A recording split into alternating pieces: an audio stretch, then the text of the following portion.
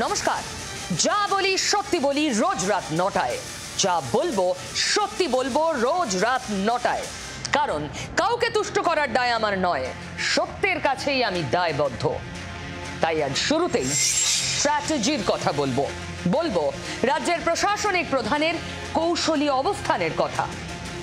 সংশোধিত ওয়াকফ আইনের প্রতিবাদ ঘিরে হিংসা অশান্তির প্রেক্ষিতে যেদিন নেতাজি ইন্ডোরে ইমামদের নিয়ে সম্মেলন করলেন মুখ্যমন্ত্রী, ঠিক সেদিনই কয়েক ঘন্টা পরে নবান্নে দীঘার জগন্নাথ মন্দির উদ্বোধনের প্রস্তুতির বৈঠকও সারলেন। নেতাজি ইন্ডোরে দাঁড়িয়ে শান্তি রক্ষার আবেদন জানালেন মুখ্যমন্ত্রী।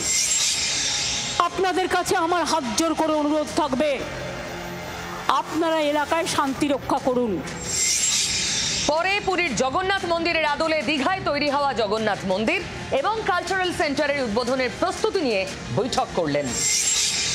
সমুদ্রের ধারে পুরীতে জগন্নাথ দেবের মন্দির আমরা ছোটবেলা থেকে দেখে এসেছি। বাংলায় একটা নতুনত্ব যা হাজার হাজার বছর ধরে থাকবেন।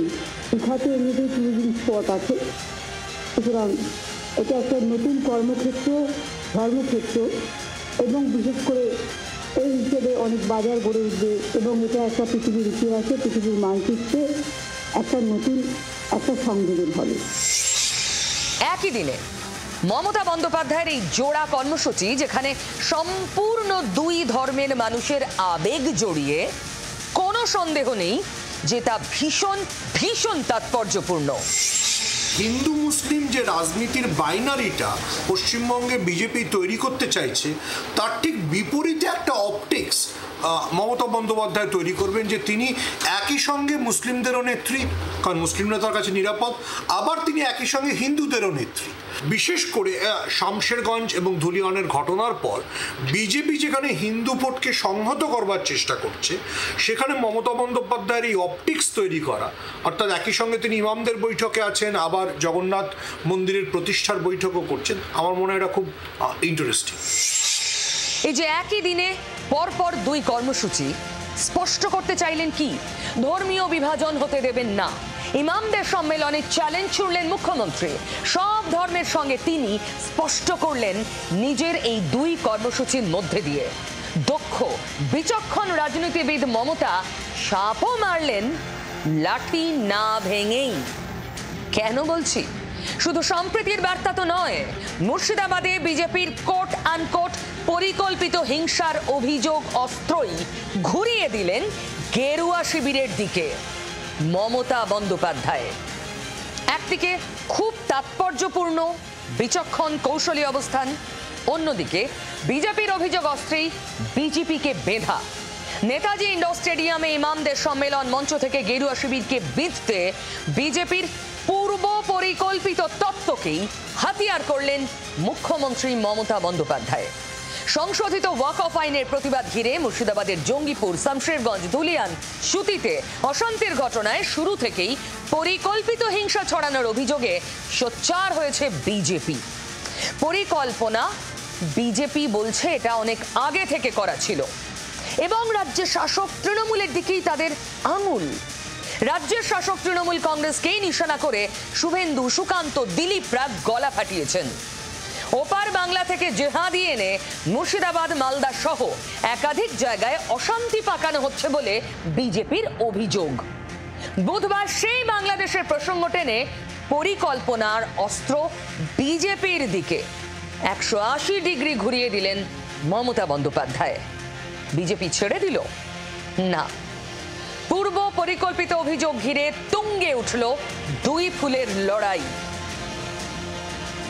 It's a pre-planned communal riots, if I say so, কারণ আমিও পাবলিকের কাছ থেকে অনেক ইনফরমেশন পাচ্ছি। তার পিকচার দেখিয়ে দিয়েছেন মোথাবাড়ি, ধুলিয়ান, শামশেরগঞ্জে। উনি আর কি পিকচার দেখাতে বাকি রেখেছেন? মুর্শিদাবাদ, মালদায় হিংসা অশান্তিতে উস্কানির অভিযোগ, পাল্টা অভিযোগে তুঙ্গে রাজনীতি। হিংসা, অশান্তি, মৃত্যু, বাড়ি ভাঙচুরের নেপথ্যে পূর্ব পরিকল্পিত হামলার অভিযোগ। জঙ্গিপুর, শামশেরগঞ্জ, ধুলিয়ান, সুতিতে অশান্তির ঘটনায় গোড়া থেকেই সরব বিজেপি। বাংলাদেশ থেকে এপারে লোক এনে পরিকল্পিত অশান্তি পাকানোর অভিযোগে রাজ্যের শাসক তৃণমূলকে শুরু থেকে বিঁধছে পদ্ম শিবির। মমতা বন্দ্যোপাধ্যায় তার ভোট ব্যাংকের পলিটিক্স করতে করতে এত নোংরা জায়গায় নেমে গেছেন, যে নিচে নেমে গেছেন, যে ভারত বিরোধী শক্তির সাথেও তার হাত মেলাতে তার হাত কাঁপছে না। আজকে এই যে মুর্শিদাবাদে যে ঘটনা ঘটলো, তদন্ত হোক, আমি বলছি এর মধ্যে ভারত বিরোধী শক্তির একদম ডাইরেক্ট ইনভলভমেন্ট, ওয়াকফ টোয়াকফ অজুহাত। রাজ্যের গ্রন্থাগার মন্ত্রী সিদ্দিকুল্লাহ চৌধুরীর বিরুদ্ধে সরাসরি অশান্তিতে উস্কানি দেওয়ার অভিযোগেও সরব হয়েছেন শুভেন্দু অধিকারী। আজকে সেই সিদ্দিকুল্লাহ চৌধুরী এই আগুন জ্বালানোর নেতৃত্ব দিচ্ছেন। তিনি বলছেন টাইট দেব, 50টা জায়গায় 2000 করে লোক বসিয়ে দেব, আগে জেলাতে টাইট দিই, তারপরে কলকাতায় দেব। মুর্শিদাবাদ মালদার ঘটনায় বিজেপির পূর্ব পরিকল্পিত অভিযোগ তত্ত্বেই বুধবার পাল্টা পদ্ম শিবিরকে নিশানা করলেন মুখ্যমন্ত্রী মমতা বন্দ্যোপাধ্যায়। बीजेपी बाहर का गुंडा लेकर ये उसका प्लान है।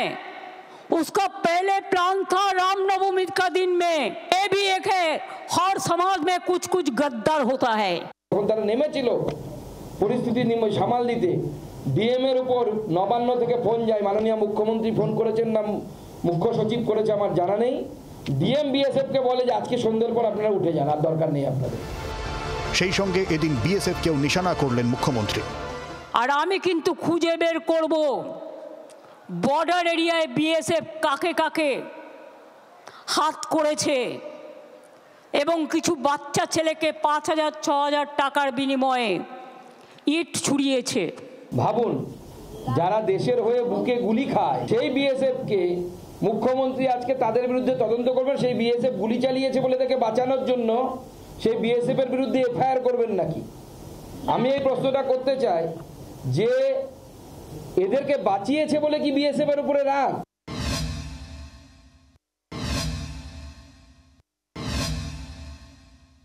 এই জন্যই তো এনআইএ চাই আমরা। মমিনপুর ইকবালপুরে এনআইএ হয়েছে, রিসড়া ডালখোলাতে এনআইএ হয়েছে, শিবপুরে এনআইএ হয়েছে, আমরা এখানে এনআইএ চাই। যে বৃহত্তর প্লটের অভিযোগ আসছে সেটাই ধামাচাপা দিতে হবে। কি করে বাংলাদেশ থেকে গুন্ডারা এদিকে এলো? বিএসএফ কি করছিল? বিএসএফ এর ব্যর্থতা নাকি বিএসএফ এর একাংশের সহযোগিতা? তদন্ত চাই। অভিযোগ একই, অভিযোগে যুযুধান দুপক্ষেরই। মালদা মুর্শিদাবাদে হিংসা অশান্তির ঘটনায় পূর্ব পরিকল্পিত চক্রান্তের অভিযোগ, পাল্টা অভিযোগে তুঙ্গে উঠল তরজা।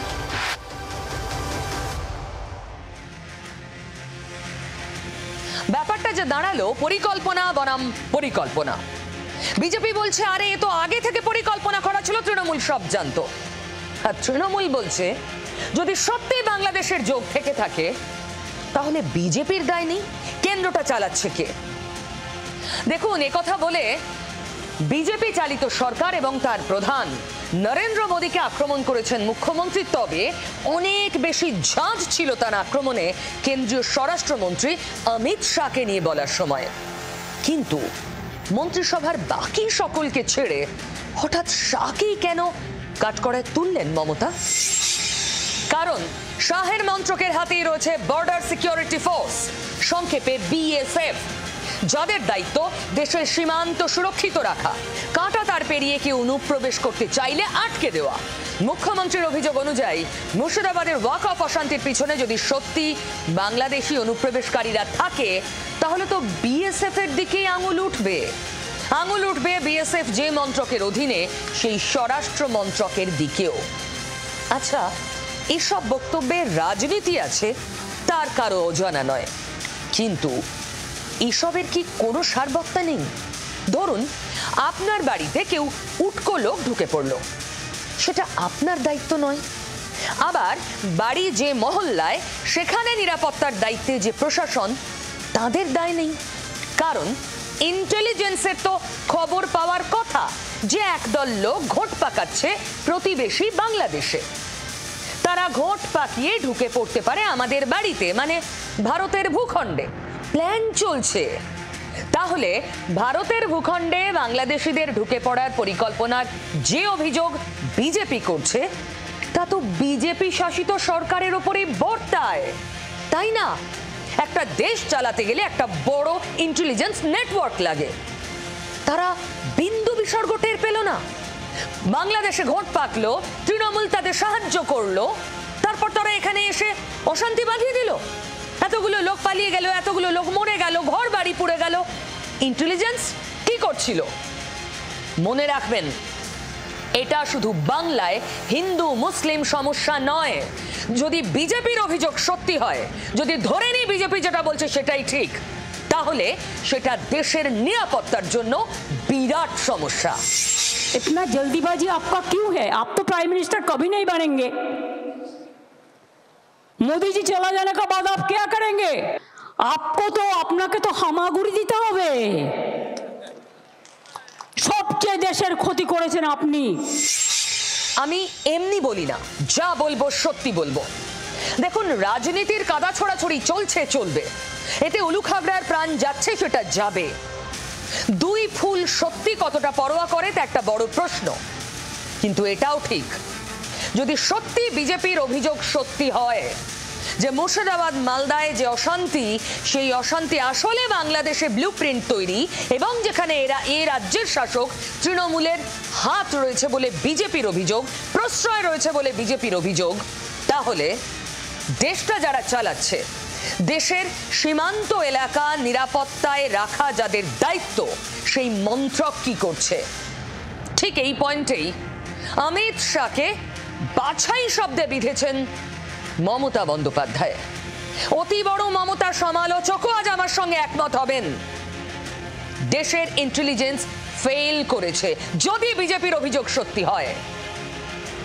বাংলাদেশে ঘোট পাকানোর বিষয় বিন্দু বিসর্গ টের পায়নি আমাদের দেশের ইন্টেলিজেন্স যদি বিজেপির অভিযোগ সত্যি হয়। তবে অমিত শাহ মমতা ব্যানার্জির নিশানায়। দেখুন, নরেন্দ্র মোদী এই মুহূর্তে কেন্দ্রের সরকার এবং বিজেপির সর্বেসর্বা, আর অমিত শাহ তার ডেপুটি। 2014 থেকে এই জুটি বারবার চর্চায় থেকেছে তাদের সমীকরণও। আজ ওয়াকফ অশান্তি নিয়ে আক্রমণ করতে গিয়ে কোথাও যেন মোদী নরম আর শাহে গরম মমতা বন্দ্যোপাধ্যায়। এটাও কি কোনো কৌশল, রাজনীতির অঙ্ক? মমতা বন্দ্যোপাধ্যায় বিজেপির মধ্যে একটা বিভাজনের কৌশল নিয়ে অনেকদিন ধরেই চলেন। তিনি, তার সাথে রাজনাথ সিং এর খুব ভালো সম্পর্ক। আবার আমরা দেখেছি বিভিন্ন সময় অমিত শাহ পশ্চিমবঙ্গে এসে মমতা বন্দ্যোপাধ্যায়ের উপর যতটা আক্রমণাত্মক হয়েছেন বা যতটা আগ্রাসী মন্তব্য করেছেন, ততটা কিন্তু নরেন্দ্র মোদী করেন। এইটাকে খেয়াল রেখে বিজেপির মধ্যেও যে অন্তর্দ্বন্দ্ব রয়েছে, অর্থাৎ পরবর্তী প্রধানমন্ত্রী কে হবেন, মোদীর অবর্তমানে কে হবেন, যোগী না অমিত শাহ, উনি সেটাকেও খুব সূক্ষ্মভাবে আজকে উস্কে দিয়েছেন। শাহকে নিয়ে সুর চড়ালেও মমতা আজ মোদীকে একেবারেই আক্রমণ করেননি বলা যাবে না। গোটা অশান্তির জন্য প্রধানমন্ত্রীকেও কাঠগড়ায় তুলেছেন মুখ্যমন্ত্রী। সেই সঙ্গে টেনে এনেছেন বাংলাদেশের অন্তর্বর্তী সরকারের প্রধান মোহাম্মদ ইউনূসের সঙ্গে নরেন্দ্র মোদীর বৈঠক সাক্ষাতের প্রসঙ্গ, যার সঙ্গে কয়েকদিন আগেই ব্যাংককে দ্বিপাক্ষিক বৈঠক করেছেন প্রধানমন্ত্রী। অর্থাৎ বিজেপি বাংলাদেশকে সামনে রেখে মমতা ব্যানার্জিকে বিঁধছে, মমতা ব্যানার্জি বাংলাদেশের তত্ত্বাবধায়ক প্রধান ইউনূসকে সামনে রেখে বিজেপিকে বিঁধছেন। আপনি ইউনূসের সাথে গোপন মিটিং করুন, চুক্তি করুন, দেশের ভালো হলে খুশি হব, কিন্তু আপনার প্ল্যানটা কি? আপনাদের প্ল্যানিংটা কি? কোন এজেন্সির মাধ্যমে ওখান থেকে লোক নিয়ে এসে দাঙ্গা করা? ন্যাশনাল হেরাল্ড মামলায় মঙ্গলবারই দিল্লির রাউস অ্যাভিনিউ আদালতে সোনিয়া গান্ধী এবং রাহুল গান্ধীর বিরুদ্ধে চার্জশিট জমা দিয়েছে ইডি। তার 24 ঘন্টার মধ্যেই যেন ভেসে উঠল ইন্ডিয়া জোটের প্রসঙ্গ। সৌজন্য বাংলার মুখ্যমন্ত্রী এবং তৃণমূল নেত্রী মমতা বন্দ্যোপাধ্যায়। ওয়াকফ ইস্যুতে জাতীয় স্তরে একসঙ্গে লড়াইয়ের জন্য ইন্ডিয়া শিবিরকে এগিয়ে আসার আবেদন করলেন মুখ্যমন্ত্রী। সংখ্যালঘু সমাজ এই আন্দোলন দিল্লির বুকে নিয়ে গেলে তৃণমূলের পাশাপাশি কংগ্রেসের মতো ইন্ডিয়া শিবিরের বাকি দলগুলো যেন পাশে থাকে প্রস্তাব দিলেন মমতা বন্দ্যোপাধ্যায়। ওয়াকফ নিয়ে চর্চার মধ্যেই ফের চর্চায় ইন্ডিয়া। সৌজন্যে মুখ্যমন্ত্রী মমতা বন্দ্যোপাধ্যায়। বুধবার নেতাজি ইন্ডোরে ইমাম মুয়াজ্জেমদের সম্মেলনে মুখ্যমন্ত্রীর মুখে উঠে এলো ইন্ডিয়া জোটের প্রসঙ্গ। ওয়াকফ ইস্যুকে সামনে রেখে জাতীয় স্তরে বিরোধী জোটকে ফের ঐক্যবদ্ধ হওয়ার বার্তা দিলেন তৃণমূল নেত্রী। আপনাদের থ্রুতে আমি ইন্ডিয়া টিমকে অ্যাপিল করব, let us be united, let us fight together boldly This is not an individual matter. It will affect each and everybody. 24 Lok Sabha ভোটে বিজেপির মোকাবিলায় বিরোধীদের বাজে ছিল Indian National Development Inclusive Alliance, সংক্ষেপে India. NDA can you challenge India? Bhajpa can you challenge India? लड़ाई NDA और India के बीच में है, नरेंद्र मोदी जी और इंडिया के बीच में है। ভোট আস্তে আস্তে অবশ্য এই ঐক্য ধরে রাখা যায়নি। মহারাষ্ট্র, বিহার, তামিলনাড়ুর মতো রাজ্যে বিরোধীরা হাত মেলালেও কেরল, বাংলার মতো রাজ্যে অধরাই থেকে যায় জোটের স্বপ্ন। বাংলায় আমরা একা লড়ব, তার কারণ আমরা জোট চেয়েছিলাম, কংগ্রেস করেনি। রাজ্য না হলেও জাতীয় স্তরে কিন্তু ভেসেছিল ইন্ডিয়া শিবির। নানা ইস্যুতে বিজেপি বিরোধী দলগুলি কখনো কাছে এসেছে, কখনো আবার একে অপরের সঙ্গে দূরত্ব রচনা করেছে। আবার বিরোধীদের মধ্যে কংগ্রেস নিয়ে অ্যালার্জির আঁচ পেয়ে মমতা বন্দ্যোপাধ্যায়কে জোটের মুখ করার দাবি তুলেছে জোড়াফুল শিবির। अभी थर्ड टाइम उनका चीफ मिनिस्ट्री का चल रहा है और पहले भी वो 3 दफा सेंट्रल मिनिस्टर रह चुका है, तो सबसे सीनियर मोस्ट तो वही है। শেষ অবধি জোটের মুখ বদল নিয়ে কোনো সিদ্ধান্ত হয়নি ঠিকই, কিন্তু তৃণমূলের এই এক চালে অস্বস্তিতে পড়ে যায় কংগ্রেস। এবার ওয়াকফ ইস্যুতে সেই ইন্ডিয়াকেই একজোট হওয়ার ডাক দিলেন তৃণমূল নেত্রী মমতা বন্দ্যোপাধ্যায়। বিরোধীরা কি তাঁর ডাকে সাড়া দেবেন? আহ্বান দিয়েছেন ওয়াকফ ইস্যুকে কেন্দ্র করে মমতা বন্দ্যোপাধ্যায়। কি মমতা বন্দ্যোপাধ্যায় এখন নেই আসে না, উনি আরেকটা বিষয়, উনি যখন এই বিজেপি বিপদে পড়ে উনি ঝাঁপি থেকে বেরোন। সংসদে জোটবদ্ধ হয়ে ওয়াকফ বিলের বিরোধিতা করেছিল ইন্ডিয়া শিবিরের দলগুলি। এবার ওয়াকফ আইন নিয়ে বিরোধীদের এককাট্টা করার লক্ষ্যে সলতে পাকাতে শুরু করে দিলেন মমতা বন্দ্যোপাধ্যায়।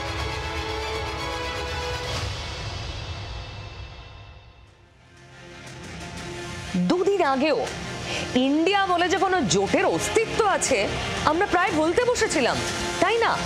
দেখুন 2024-এর আগে থেকেই কেমন তালমিলের অভাব হচ্ছিল এই ইন্ডি জোটের শরিকদের মধ্যে। তারপর তৃণমূল কোথাও একটা নিজেদের দূরত্ব বাড়ানোর মুডে ছিল। ধীরে ধীরে ইন্ডিয়া জোট যে কার্যকরী, সবাই যে একসঙ্গে কোনো কমন মিনিমাম প্রোগ্রাম নিয়ে এগোবে, এটা দেখাই যাচ্ছিল না। এই প্রায় ভুলতে বসা ইন্ডিয়া জোট আবার ভেসে উঠল ওয়াকফকে সামনে রেখে, এবং মমতা ব্যানার্জি আবার নামটা সামনে আনলেন। শুধু রাজনীতির তরজা নয়, নেতাজি ইন্ডোর থেকে ক্ষতিগ্রস্ত এবং স্বজনহারাদের পাশে থাকারও বার্তা দিলেন মুখ্যমন্ত্রী। প্রত্যেক নিহতের পরিবারকে 10 লক্ষ টাকা আর্থিক সাহায্য, ভাঙচুর হওয়া, আগুনে পুড়ে যাওয়া বাড়ির বাসিন্দাদের বাংলার বাড়ি প্রকল্পে মাথার উপর ছাদ করে দেওয়া হবে। আশ্বাস মুখ্যমন্ত্রীর, যাদের দোকান নষ্ট হয়েছে তাদেরও ক্ষতিপূরণ দেওয়া হবে। ক্ষতিগ্রস্তদের পাশে দাঁড়াতে পাল্টা আসরে নেমে পড়েছে বিজেপিও। নতুন বাড়ি করে দেওয়ার দাবি এবং দোকান করে দেওয়ার দাবি নয়, তার সাথে সাথে আমরা বলছি যে প্রত্যেককে সেই পরিবারের, যারা সেই পরিবার পিছু 5 লক্ষ টাকা করে ক্ষতিপূরণ রাজ্য সরকারের তরফ থেকে মিনিমাম দেওয়ার ব্যবস্থা। আজই কলকাতায় ঘরছড়াদের সঙ্গে দেখা করে তাদের নিয়ে ভবানী ভবনে হাজির হন রাজ্য বিজেপির সভাপতি সুকান্ত মজুমদার। তিনি পুলিশের শীর্ষ কর্তার সঙ্গে দেখা করতে চান। তিনি সে সময় ছিলেন না ভবানী ভবনে। সুকান্ত মজুমদার ওই ঘরছড়াদের নিয়ে ভবানী ভবনের সামনে রাস্তায় বসে পড়েন অবস্থানে। বিধানসভার বাইরে দাঁড়িয়ে ক্ষতিগ্রস্তদের স্বঘোষিত মুখপাত্রের মতো শুভেন্দু অধিকারী জানিয়ে দেন মুখ্যমন্ত্রীর সাহায্য তাদের দরকার নেই। মুর্শিদাবাদ কাণ্ডের তদন্তে বৃহস্পতিবারই রাজ্যে আসছে জাতীয় মহিলা কমিশনের প্রতিনিধি দল। তো যারা মারা গিয়েছে আমি কোনো সম্প্রদায় হিসেবে দেখি না, মানুষ হিসেবে দেখি। তাদের প্রত্যেককে আমাদের সরকার 10 লাখ টাকা করে পরিবারকে সাহায্য করবে। যাদের বাড়ি ভেঙেছে তাদের সবাইকে বাংলার বাড়ি করে দেওয়া হবে। আমাদের হিন্দুদের বাড়ি উনাকে করতে হবে না, আমরা এনএইচআরসি এবং সিপিডব্লিউটিকে দিয়ে কোটি টাকা আদায় করব। আজকে এই 4টে কেস হয়েছে কলকাতা হাইকোর্টে, টাকা আমরা আদায় করব।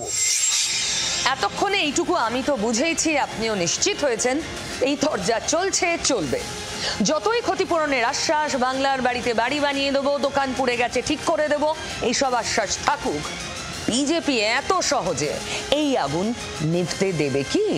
না হলে জাতীয় মহিলা কমিশনের প্রতিনিধিরা আসছেন কেন? সুকান্ত মজুমদার তিনি ভবানী ভবনের সামনে ধর্নায় বসছেন কেন? নেতাজি ইন্ডোরের মঞ্চ থেকে সাম্প্রদায়িক সম্প্রীতির বার্তা দিলেও বিজেপি তার চেনা ছন্দ হিন্দুত্বের জয়গান এবং মমতা ব্যানার্জিকে কাঠগড়ায় তোলা বন্ধ করে দেবে কি? মুখ্যমন্ত্রী জানিয়েছেন তিনি থাকাকালীন ধর্মের নামে ভাগ হবে না বাংলা। बीजेपी कोई लड़का आके हिंदू मुसलमान को भड़काएगा तो आप लोगों को एक रोल प्ले करना है, इमाम साहब को कहना है इसमें आप लोग मत जाइए, हम शांति चाहते हैं, हम शांति चाहते हैं, हम शांति चाहते हैं।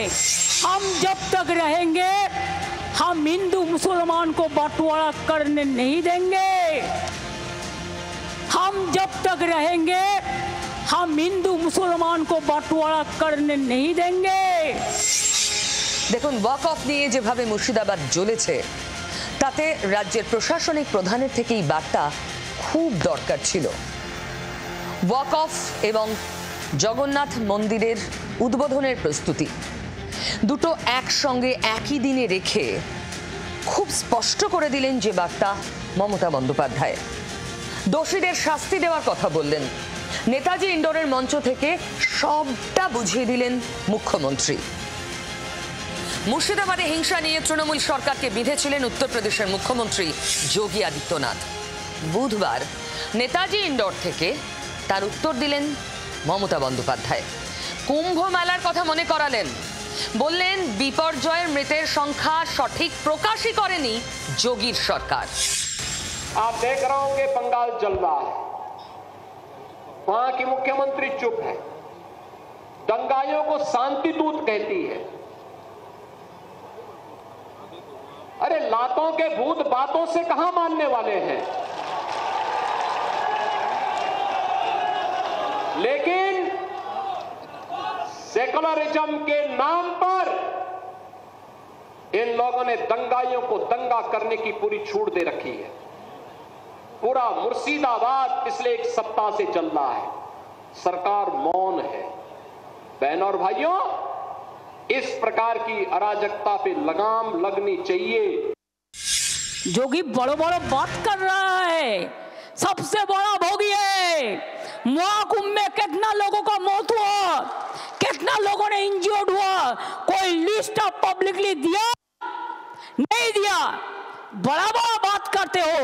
कितने एनकाउंटर में मैं मारा, एक भी में रैली किसी को नहीं करने देते, एक भी मिছিল नहीं करने देते, लोगों को डर दिखा के रख दिया। নেতাজি ইন্ডোরের আজকের সম্মেলন ছিল মূলত ইমামদের নিয়ে। শান্তি রক্ষার দায়িত্ব কোথাও একটা তাদের দিয়েছেন মুখ্যমন্ত্রী। মমতা বন্দ্যোপাধ্যায়ের বক্তব্য শেষ হতেই খেয়াল করেছেন কিনা জানি না, আমার মাথায় ঘুরঘুর করছে ওই কথাগুলো। ফুরফুরা শরীফের পীরজাদা তহা সিদ্দিকির কথাগুলো। মঞ্চে দাঁড়িয়ে শান্তি বজায় রাখার বার্তা দিলেন মুখ্যমন্ত্রী। बीजेपी कोई लड़का आके हिंदू मुसलमान को भड़काएगा तो आप लोगों को एक रोल प्ले करना है, इमाम साहब को कहना है इसमें आप लोग मत जाइए, हम शांति चाहते हैं, हम शांति चाहते हैं, हम शांति चाहते हैं। আর তারপর কথা শেষ হতেই তহা সিদ্দিকি বললেন শান্তি রক্ষার দায়িত্ব শুধু মুসলিমদের নয়, সকলের। এই রকম একটা সুযোগ বিজেপি হাতছাড়া করেনি। দেখুন, শুধু অশান্তিটা ধরে রাখা, শান্তিটা ধরে রাখার দায়িত্ব আমাদের নয়। মানে মুখ্যমন্ত্রী যদি বলে যে শান্তিটা ধরে রাখার দায়িত্ব মুসলমানদের, তা উনি ঠিক বলছেন না। শান্তিটা ধরে রাখার দায়িত্ব প্রত্যেকটা বাংলার মানুষের। দেখুন, তহা সিদ্দিকির সঙ্গে তৃণমূল কংগ্রেসের দূরত্ব নির্দিষ্ট করে বললে মমতা বন্দ্যোপাধ্যায়ের দূরত্ব খুব বেশি আড়ালে নেই। এই যে গতবার যখন ফুরফুরায় গেলেন মুখ্যমন্ত্রী, তহা সিদ্দিকি ছিলেন, কিন্তু মঞ্চ পরিচালনার দায়িত্বে আমরা অন্য এক পীরজাদাকে দেখলাম, কাশেম সিদ্দিকি। তহা সিদ্দিকি কিন্তু ছিলেন না। সেদিনই প্রশ্নটা তৈরি হয়েছিল, ফুরফুরার ভরকেন্দ্র বদলে যাচ্ছে। আর আজ তহা সিদ্দিকি ছিলেন, কিন্তু ওই বক্তব্য শেষ হতেই তহা সিদ্দিকী কেমন একটা যেন বেসুরো গাইলেন। ফলে আজ সেই জল্পনাটা আরেকটু বাড়ল। জল্পনা তো এখানেও, ওই যে মানুষের মন বোঝার চেষ্টা করি তো আমরা, মন বোঝা কিন্তু বড় দায়। রাজনীতি হলে তো কথাই নেই। নচিকেতার গানের কথায় বলতে গেলে কে যে কখন কার পিছনে বুঝি না কে খাঁটি। রাজনীতির ভাইজান ভাঙড়ের আইএসএফ বিধায়ক নওশাদ সিদ্দিকী, কখনো তিনি খোদ অভিষেক বন্দ্যোপাধ্যায়ের বিরুদ্ধে ডায়মন্ড হারবারে প্রার্থী হওয়ার কথা বলেন, আবার পিছিয়ে যান। কখনো শটান নবান্নে পৌঁছে যান মুখ্যমন্ত্রী মমতা বন্দ্যোপাধ্যায়ের সকাশে। তার আগে উল্টোটা ঘটেছে। নওশাদের গ্রেফতারি রাজ্য সরকার প্রশাসনকে ভাইজানের নিশানা। পাল্টা নওশাদের দিকে শাসক তৃণমূলের তরফে ধেয়ে এসেছে আক্রমণ। আবার দিন কয়েক আগেই নওশাদ বিধানসভায় এমন বক্তব্য রাখলেন, তৃণমূল বিধায়করা টেবিল চাপড়ে চাপড়ে নওশাদের কথা সমর্থন করলেন। কিন্তু বুধবার সংশোধিত ওয়াক অফ আইন প্রসঙ্গে আবার তৃণমূল বনাম নওশাদ। তাহলে মধুচন্দ্রিমা শেষ নাকি এখানেও রাজনীতির অঙ্ক?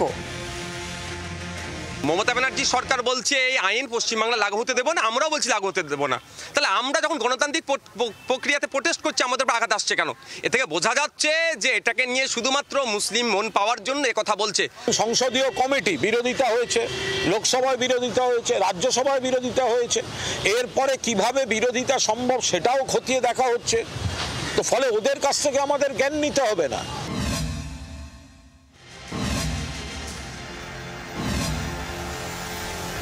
প্রথমে নবান্নে মমতা বন্দ্যোপাধ্যায়ের সঙ্গে নওশাদ সিদ্দিকীর একান্ত সাক্ষাৎ, তারপরে বিধানসভায় ভাইজানের বক্তব্যকে সমর্থন করে তৃণমূল বিধায়কদের টেবিল চাপড়ানো। জোড়া ঘটনায় 26-এর ভোটে তৃণমূল আইএসএফ গাঁটছড়া বাঁধার জল্পনা তুঙ্গে উঠেছিল। বুধবার সেই জল্পনায় জল ঢেলে ওয়াকআপ ইস্যুতে ফের পুরনো মেজাজে তৃণমূলকে নিশানা করলেন ভাঙড়ের আইএসএফ বিধায়ক নওশাদ সিদ্দিকী। যুক্তরাষ্ট্রীয় পরিকাঠামোতে একটা রাজ্যকে যদি রাজ্যগুলোকে দুর্বল করে, এর বিরুদ্ধে তো লড়াই দরকার। তো সেইগুলো রাজ্য সরকার সেটা করছে না, শুধু চিৎকার চেঁচামেচি করছে আমি এই রাজ্যেই বিল লাগু হতে দেবো না। কিন্তু নওশাদ সিদ্দিকীর মামলা করা আর রাজ্য সরকারের মামলা করার মধ্যে অনেক তফাৎ, যার পাল্টা জবাব দিতে দেরি করেনি শাসক তৃণমূল। ইতিমধ্যেই একাধিক এর পাল্টা মামলা হয়েছে, সেই অবজারভেশন সেগুলো নিশ্চয়ই আইনজ্ঞরা দেখবেন। তারপর যা যা করার সেটা যাদের করার তারা করছেন, ভাবছেন, দেখছেন, খতিয়ে দেখছেন, আইনি মতামত নিচ্ছেন, সেটা ওদের কাছ থেকে জ্ঞান নিতে হবে না। 24-এর লোকসভা ভোটের আগে ডায়মন্ড হারবারের প্রার্থী হয়ে অভিষেক বন্দ্যোপাধ্যায়কে হারানোর চ্যালেঞ্জ ছুড়েছিলেন নওশাদ সিদ্দিকী। 2024-এ ডায়মন্ড হারবার থেকে তিনি লড়াই করবেন, তার বিরুদ্ধে আমার ইচ্ছে আছে, আমি লড়াই করব। মুখ্যমন্ত্রীর ভাইপো তথা অভিষেক ব্যানার্জিকে ডায়মন্ড হারবার থেকে হারিয়ে পরাজিত এমপি করে কালীঘাটে পাঠাবো। সবার লড়ার অধিকার আছে, আপত্তি কোথায়? যে কেউ আসতে পারে। আমি তো প্রথম দিনই বলেছি, বিজেপির ছোট বড় মাঝারি নেতা যে কেউ। যদিও পরে রণে ভঙ্গ দেন ভাইজান। নবান্নে গিয়ে তৃণমূল নেত্রী তথা মুখ্যমন্ত্রী মমতা বন্দ্যোপাধ্যায়ের সঙ্গে একান্ত বৈঠক করেন নওশাদ। আমি তো তৃণমূলের চেয়ারপারসনের কাছে আসিনি, আমি আমাদের রাজ্যের অভিভাবিকের কাছে এসেছি।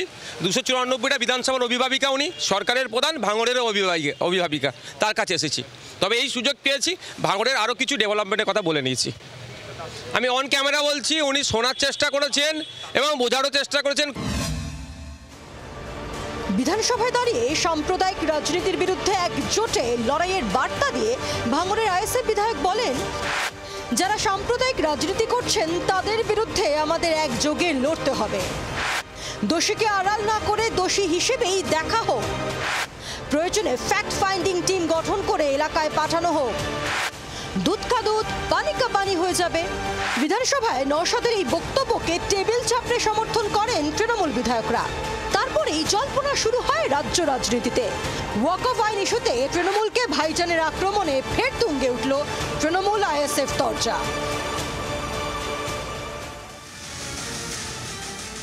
রাজনীতিতে আবার কুকথা, এই কথাটা বলবো বলে আমি দীর্ঘ সময় ধরে অপেক্ষা করছি। দেখুন, এখন রাজনীতিকরা এমন এমন কথা বলেন যা একটা সময় ভাবাই যেত না প্রকাশ্যে বলা যায়, অনায়াসে বলে দেন তারা, এমনকি গালিগালাজ পর্যন্ত আমরা প্রথম সারির নেতাদের মুখে শুনেছি। আজ যেমন শওকত মোল্লা যা বলেছেন তা নিয়ে চর্চা। এমন কথা তিনি কি করে বলেন? শুভেন্দু সুকান্তকে আক্রমণ করতে গিয়ে এই মন্তব্য করেছেন শওকত, সমালোচনার ঝড়। ক্যানিং পূর্বে তৃণমূল বিধায়ককে পাল্টা হুঁশিয়ারি দিচ্ছে বিজেপি, দল সমর্থন করে না বলে বিজেপিকে পাল্টা তোপ দিচ্ছে শাসক দল। কিন্তু আমার প্রশ্ন, এই একই কথা কদিন আগে দেশের শিক্ষা প্রতিমন্ত্রী, রাজ্য বিজেপির সভাপতি সুকান্ত মজুমদারের মুখে আমরা শুনেছি। সেটার যদি সমালোচনা হয়, শওকত মোল্লার সমালোচনা হবে না কেন? বলুন, কাউকে তুষ্ট করার দায় আমার নয়। এমন কেলান কেলাবো যেটা তাদের মুখটা আর কেউ চিনতে পারবে না।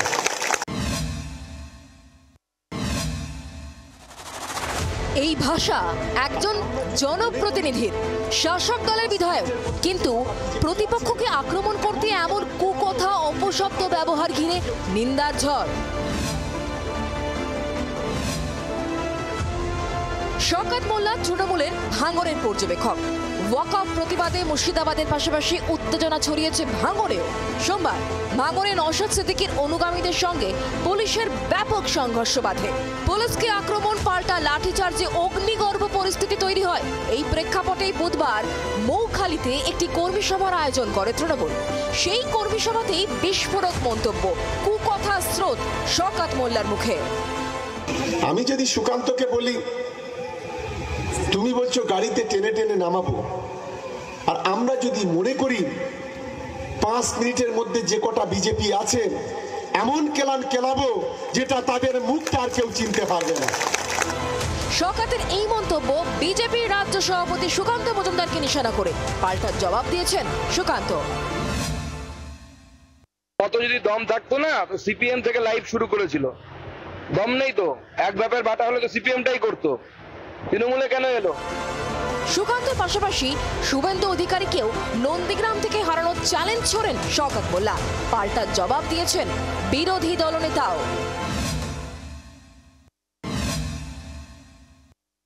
এই বাংলার গোয়েমার্সের স্বপ্ন মুখ্যমন্ত্রী হওয়া, আমি বলছি মুখ্যমন্ত্রী তো দূরের কথা, আগামী দিনে বিধানসভায় নন্দীগ্রামে ওকে লক্ষাধিক ভোটে হারাবো সেই ব্যবস্থা আজ কিন্তু পূর্ব মেদিনীপুর জুড়ে চলছে। মাথা ঠিক নেই, ভাঙড়ে আইএসএফ এর গুঁতো খেয়ে ওর মাথা ঠিক নেই।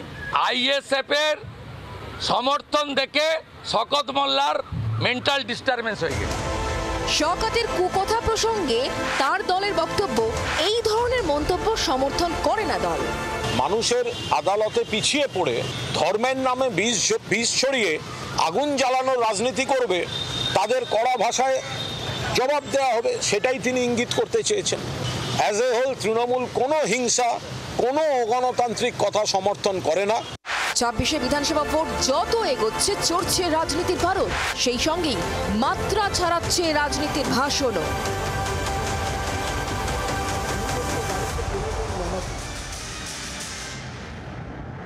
মারবো, কাটবো, ঠুসবো, চ্যাংদোলা করবো, এসব তো চলছে। আর ওদের কি হবে? যাদের কাছে একমাত্র আশা আগামীকাল বৃহস্পতিবার দিনটা, সুপ্রিম কোর্টের দিকে তাকিয়ে 26,000 চাকরিহারা তারা দিল্লিতে পৌঁছে গেছেন, যন্তর মন্তরের সামনে অবস্থান বিক্ষোভ কর্মসূচি করছেন। বিক্ষোভে প্রায় 150 চাকরিহারা রয়েছেন। হুগলি ডিআই অফিসে প্রতীকী তালা ঝুলিয়ে প্রতিবাদ করছে এসএফআই।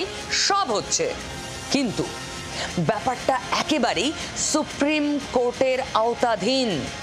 যোগ্যদের চাকরি ফিরিয়ে দেওয়ার দাবিতে স্লোগান যতই হোক, রাজনীতিকরা সব পক্ষের যতই তর্কের তুফান তুলুন, সুপ্রিম কোর্ট রিভিউ পিটিশনের শুনানিতে কি বলে সেটাই আসল কথা। তার উপরে নির্ভর করছে এই তর্কের তুফান কত বাড়বে নাকি তা ঠান্ডা হবে।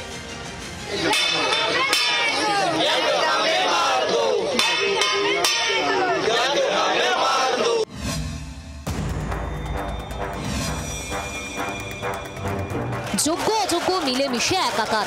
এসএসসি 2016 সালের গোটা প্যানেলই বাতিল করেছে সুপ্রিম কোর্ট। রাতারাতি চাকরিহারা প্রায় 26,000 শিক্ষক শিক্ষাকর্মী। প্রতিবাদে কলকাতা সহ গোটা রাজ্যে আন্দোলন। কসবায় ডিআই অফিসে লাঠিচার্জ ঘিরে তুমুল বিতর্ক, তার রেশ এখনো কাটেনি।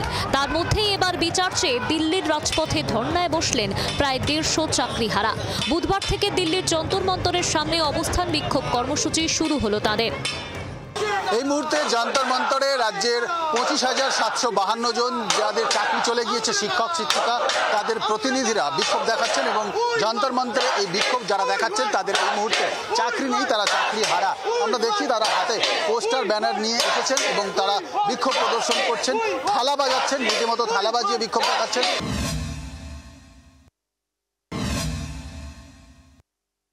এখানে যে তিনটে ছবি দেখানো হয়েছে, তিনটে প্রতীকী হিসাবে নিয়েছি। তো এটা হচ্ছে যেটা আমি ব্ল্যাক কালার দেখিয়েছি, এটা হচ্ছে টেন্টেড ক্যান্ডিডেট, এটা হচ্ছে চালটা হচ্ছে আনটেন্টেড ক্যান্ডিডেট, এবং এটা হচ্ছে আমাদের সরকারের যে পক্ষ থেকে যে এটা করা হয়েছে সেটা হচ্ছে মিক্সচার একটা করে দেওয়া হয়েছে। টেন্টেড এবং আনটেন্টেড ক্যান্ডিডেটদেরকে এক জায়গায় মিক্সড করে আজকে টোটাল 26,000 যে আমরা চাকরি প্রার্থী সবাইকে আজকে সরকার রাস্তায় বসিয়ে দিয়েছে। দ্রুত যোগ্য অযোগ্য বাছাই করে চাকরি ফিরিয়ে দেওয়ার দাবি জানাচ্ছেন চাকরিহারা শিক্ষক শিক্ষাকর্মীরা। ইমিডিয়েট যত তাড়াতাড়ি সম্ভব এই টেন্টেড ক্যান্ডিডেটকে আনটেন্টেডদের থেকে পৃথক করে তাদেরকে চাকরি থেকে বরখাস্ত করে দিয়ে আনটেন্টেড ক্যান্ডিডেটকে যাতে খুব তাড়াতাড়ি তাদের সঠিক সসম্মানে তাদেরকে তাদের চাকরিতে ফেরত দেওয়া যায়। একেবারে অভিনব প্রতিবাদ এবং এই প্রতিবাদের মাধ্যমে তারা আদালত, বিচারপতি, আইনজ্ঞদের দৃষ্টি আকর্ষণ করতে চাচ্ছেন, আর সেই কারণেই তারা দিল্লিতে এসে ধর্নায় বসেছেন। চাকরিহারা শিক্ষক শিক্ষাকর্মীদের সঙ্গে বৈঠক করেছেন শিক্ষামন্ত্রী ব্রাত্য বসু। বৈঠকের পর সরকারে আস্থা রেখেছেন চাকরিহারারা, কিন্তু চাকরি ফিরে পাওয়া না পর্যন্ত পথ ছাড়তে নারাজ তাঁরা। কলকাতার রাজপথেও চলছে বিক্ষোভ কর্মসূচি। এবার আন্দোলনের ঢেউ আছড়ে পড়ল রাজধানীতেও। অনেক ক্ষেত্রে দেখবেন এই যে 26,000 টিচারের চাকরি বাতিল হলো একতরফা। বিচারের বাণী অনেক সময় নীরবে নিভৃতে কাঁদে। এটা আমার কথা নয়, রবীন্দ্রনাথ ঠাকুরের কথা। যোগ্যদের তালিকা দেননি বলে আজকে ছেলেগুলোর এই অবস্থা হয়েছে। আমরা 2016 প্রায় 23 লক্ষ পরীক্ষার্থীর পক্ষে যাদের অ্যাডমিট দিয়েছিলেন, পরীক্ষা দিয়েছেন। 23 লক্ষ মেধাবী কর্মপ্রার্থীর সঙ্গে প্রতারণা করেছেন মমতা ব্যানার্জি।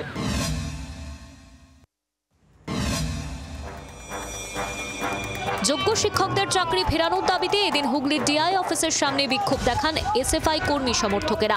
ডিআই অফিসে ঢোকার গেটে থার্মোকলের প্রতীকী তালা ঝুলিয়ে বিক্ষোভে সামিল হন তারা। শাসক দল বিরোধী স্লোগান ওঠে বিক্ষোভ কর্মসূচি থেকে। এই যেন নব্য মহাভারত। চক্রবুহে ঢুকে পড়েছেন অর্জুন, বেরোনো দায়। হ্যাঁ, অর্জুন সিং এর কথাই বলছি। ভাটপাড়া নৈহাটি কোঅপারেটিভ ব্যাংকের ভোট, সেখানে বিনা প্রতিদ্বন্দ্বিতায় জয়ের পথে তৃণমূল। ভাবুন, ভাটপাড়া নৈহাটি এলাকা, 24 তারিখ ভোট। মনোনয়ন জমার সময়সীমা পেরিয়ে গেছে, মনোনয়ন জমাই দিতে পারেনি বিরোধী দলগুলো। অর্জুন সিং, যিনি ওই এলাকার দুর্দণ্ড প্রতাপ, দীর্ঘদিন ওখানে পড়ে থেকে সংগঠন করেছেন, রাজনীতি করেছেন, তিনি, তার দল মনোনয়নই জমা দিতে পারছেন না। দেখুন, কাঁথির নির্বাচনে, নন্দীগ্রামের সমবায় নির্বাচনে অন্তত ফাইটটা হতে দেখেছি আমরা। ভাটপাড়ায় তো ফাইটই নেই। অর্জুন সিং এত কোণঠাসা। অর্জুনগড়ে ঘাসফুল হাওয়া। ভাটপাড়া নৈহাটি সমবায় ব্যাংকে নির্বাচনে জয়ী তৃণমূল, তাও আবার বিনা প্রতিদ্বন্দ্বিতায়। ভাটপাড়া কোঅপারেটিভ যে ব্যাংক রয়েছে সেই ব্যাংকে কিন্তু কার্যত যে ভোট হতে চলেছে, অর্থাৎ 24 তারিখ ভোট, সেই ভোট একেবারেই বিনা প্রতিদ্বন্দ্বিতায় জিতে গেল তৃণমূল। এটা কিন্তু একেবারে বলাই যায়, কারণ নমিনেশন পত্র দাখিল হয়ে গিয়েছে। সেই নমিনেশন পত্রে বিজেপি এবং সিপিএম কোনো তরফ থেকে কিন্তু নমিনেশন দেওয়া হয়নি।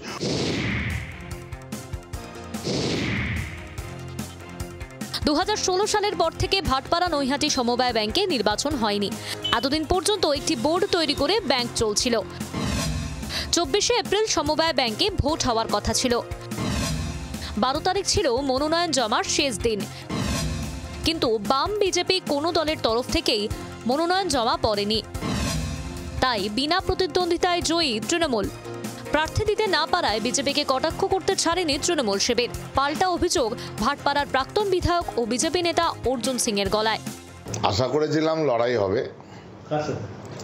বিজেপি সিপিএম সব দলই প্রার্থী দেবে, যেটা রাজ্যের বিভিন্ন প্রান্তে দেখছি সমবায় ব্যাংকের নির্বাচন নিয়ে সমস্ত দলই প্রার্থী দিচ্ছে, কিন্তু আশাহত হলাম, লড়াই হলো না। এই ইলেকশনে পার্টিসিপেটই আমরা করি, আমরা ইনফ্যাক্ট আমাদের কাছে কোনো খবরও নেই কি কবে ইলেকশন হবে না হবে, কবে এরা চুপি চুপি ইলেকশন পারফর্মার ডিক্লেয়ার করে দিল, তারপরে ভোট করে নিল, তারপরে সব সিলেকশন করে নিল, আমাদের কাছে কোনো খবরও ছিল না। অশান্ত ভাটপাড়ার সমবায় ব্যাংক ঘিরেও এবার শাসক বিরোধী তরজা। রাজনীতির মারপ্যাচ কখন কাকে উপরে তোলে কখন কাকে নামিয়ে দেয় পুরো নাগরদোলা স্টাইলে চলে। এটা বুঝে ওঠা সাধারণ মানুষের কম্য নয়, আর ওদের তো নয়। ওরা ব্যস্ত নিজেদের দিন আনি দিন খাই পরিস্থিতিটা ধরে রাখতে। একদিন বেরোবো, রোজগার করব, খাবো, আর যদি দিনের পর দিন রোজগার বন্ধ হয়ে যায় বাঁচবে কি করে মানুষগুলো? আমি ধুলিয়ানের ওই মানুষের কথা বলছি। এই যে হিংসা মুর্শিদাবাদের বিভিন্ন জায়গা, তার মধ্যে তো ধুলিয়ান অন্যতম একটা জায়গা। এই অশান্তির জেরে ফেরি পরিষেবা বন্ধ হয়ে গেছে মালদা আর মুর্শিদাবাদের মধ্যে। মালদার পারলালপুরের সঙ্গে বন্ধ হয়েছে ফেরি যোগাযোগ, ফলে দুই পারের বাসিন্দাদের মধ্যে পণ্যের আদান প্রদান বন্ধ, ব্যবসা বন্ধ। বন্ধ বলাটা কম, কার্যত লাটে উঠতে চলেছে ব্যবসায়ীদের রুজি রোজগার।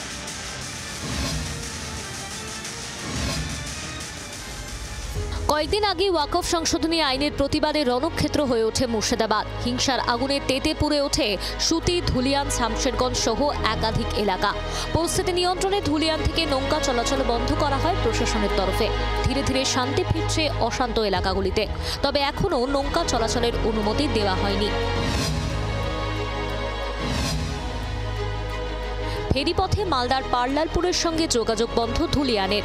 জলপথে ধুলিয়ান থেকে পারলালপুর ও পারলালপুর থেকে ধুলিয়ান যাওয়া আসা করতে পারছেন না সাধারণ মানুষ, ফলে ব্যবসাতেও লোকসান হচ্ছে বলে দাবি ব্যবসায়ীদের। মুহূর্তে আমি দাঁড়িয়ে রয়েছি মালদার পারলালপুর গঙ্গার ঘাটে। এই গঙ্গার ঘাট আর উল্টো দিকে হচ্ছে মুর্শিদাবাদের দিক। এই দুই ঘাটের মধ্যে প্রচুর মানুষ ডেলি যাতায়াত করতেন, প্রায় 1010 মানুষের যাতায়াত ছিল দুদিকে। কিন্তু নৌকা চলাচল এখন বন্ধ, সেই জন্য কোনো মানুষই যাতায়াত করতে পারছেন না, এবং এর ফলে সবথেকে বেশি ক্ষতিগ্রস্ত হচ্ছে এখানকার স্থানীয় ব্যবসা। পারলালপুরের বাজারও প্রায় শুনশান, রাস্তাঘাটে লোক কম। ব্যবসায়ীদের দাবি নৌকাপথে মূলত পণ্য সামগ্রী নিয়ে যাওয়া আসা করেন দুই পারের বাসিন্দারা। যেহেতু ফেরি পরিষেবা বন্ধ, তাই পণ্য আদান প্রদানও বন্ধ, ফলে বাজারে খদ্দের হচ্ছে না, মার খাচ্ছে ব্যবসা, রুজি রুটি লাটে ওঠার জোগাড়। এখানকার মানুষ যারা সবজি আবাদ করে এরা অবস্থা প্রচণ্ড অসুবিধায় পড়েছে, সবজিগুলো নষ্ট হয়ে যাচ্ছে। মোটামুটি এখান দিয়ে হাজার হাজার লোক পার হয় এই ঘাট দিয়ে, প্রচুর সবজি যায় এখান থেকে, সেই সবজিগুলো বন্ধ হয়ে গেছে। উভয় পক্ষেরই ক্ষতি আর কি, এপারও ক্ষতি ওপারও ক্ষতি। আমরা তো চাষির কাছ থেকে মাল কিনে নিয়ে সেটা ধুলিয়ান বাজারে নিয়ে যাই, কিন্তু সেই ধুলিয়ান বাজারে এখন একটা আতঙ্ক হয়ে গেছে, সেই জন্য আমরা মালপত্র নিয়ে যেতে পারছি না। আর ওই পার করেও অনেক ব্যবসাদার এপারে এসে ব্যবসা করে, তারাও আসতে পারছে না। এখনো খুবই কম বেচাকেনি, লোকজন জনসংখ্যা নেই, ঘাট বন্ধ, ঘাট বন্ধের জন্য লোকজন নেই, ওই জন্য বেচাকেনিও কম। যারা ধরেন অসুখ বিসুখ হয়েছে তাদের রোগীপত্র নিয়ে যাওয়া আসা খুব কষ্ট, ওষুধপাতি পাওয়া যাচ্ছে না। স্থানীয় বাসিন্দা ও দোকানদাররা চাইছেন দ্রুত ফেরি পরিষেবা স্বাভাবিক হোক, না হলে ক্ষতির বহর আরও বাড়বে। আচ্ছা, আজ এত কথা বলছি, ইন্ডিয়া জোটের প্রসঙ্গ এলো, এটা তো বললাম না। ন্যাশনাল হেরাল্ড এই দুর্নীতি মামলায় নাম তো আগেই ছিল, এবার চার্জশিটে নাম এসে গেল সোনিয়া রাহুল গান্ধীর। এই প্রথমবার কোনো মামলায় সোনিয়া রাহুলের নামে চার্জশিট দাখিল করলো ইডি। 25 তারিখ মামলার পরবর্তী শুনানি, তবে তার আগে রাজনীতি চরচর চরচর করে বাড়ছে গরমের সঙ্গে পাল্লা দিয়ে। সেই দুর্নীতি বনাম রাজনীতির প্রতিহিংসার চেনা কাদা ছোড়াছুড়ি।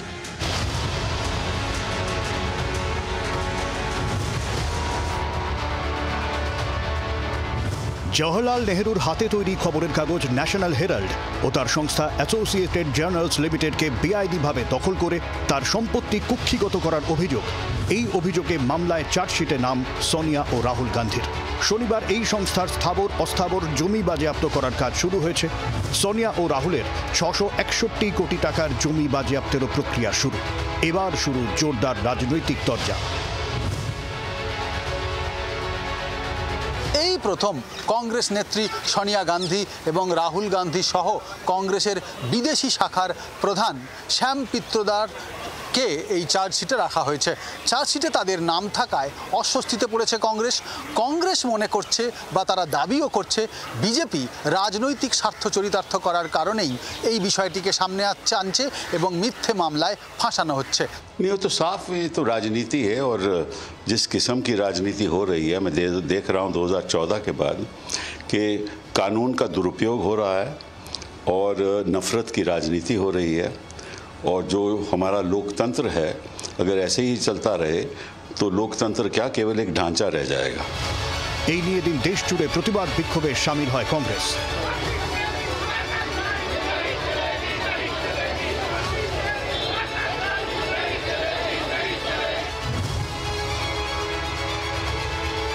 जानबूझ के पॉलिटिकली राहुल गांधी जी और सोनिया गांधी जी को टारगेट जो करने का काम किया है ये पूर्णतः द्वेषपूर्ण भावना से कार्य किया गया है। लेकिन मैं जानता हूं कि देश के लोग समझ रहे हैं इस बात को कि अपने प्रतिद्वंदियों की आवाज़ दबाने के लिए अभी हम लोगों ने गुजरात में अधिवेशन किया था, पार्टी को जिंदा करने के लिए पूरी ताकत लगा रहे हैं, वो उनको नागवार गुजरा है। इसलिए केंद्र सरकार ने जानबूझ के बहुत ही विंडिक्टिव ये कदम उठाया है। इसको हम पॉलिटिकली टैकल करेंगे। গুজরাট ভোটে কংগ্রেস সক্রিয় হতেই এজেন্সির জুজু এমনটাই অভিযোগ হাত শিবিরের। এদিন গুজরাটে জনসভা করেন রাহুল, সেখানে রাজ্যে কংগ্রেসকে ঘুরে দাঁড়ানোর বার্তা দেন। পাল্টা তোপ দেখেছে গেরুয়া শিবিরও। গান্ধী পরিবার দুর্নীতিগ্রস্ত বলে দাবি তাদের। कांग्रेस पार्टी बहुत परेशान है, देश भर में धरना देने की बात कर रही है। धरना देने का अधिकार उनका है, लेकिन जमीन और फंड लूटने का अधिकार नहीं है उनका। বিজেপির তরফে সাফ বার্তা, কর্পোরেট ষড়যন্ত্রে জড়িত গান্ধী পরিবার। एक बड़े इंटरेस्टिंग तरीके से एक कॉर्पोरेट षड्यंत्र किया गया, कैसे ये पूरी संपत्ति आ जाए परिवार के हाथ में। তবে হাত শিবির তেড়ে ফুড়ে দেশের বিভিন্ন প্রান্তে বিক্ষোভ জারি। প্রদেশ কংগ্রেসের নেতৃত্বে কলকাতায় ইডি অফিসের সামনেও বিক্ষোভ চলে। বিক্ষোভ সামলাতে লাঠিচার্জ করতে হয় পুলিশকে।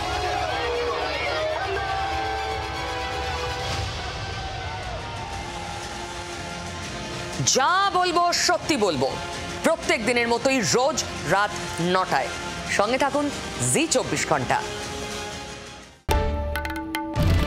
বাংলার আওয়াজ, বাঙালির আবেগ, জি 24 ঘন্টা।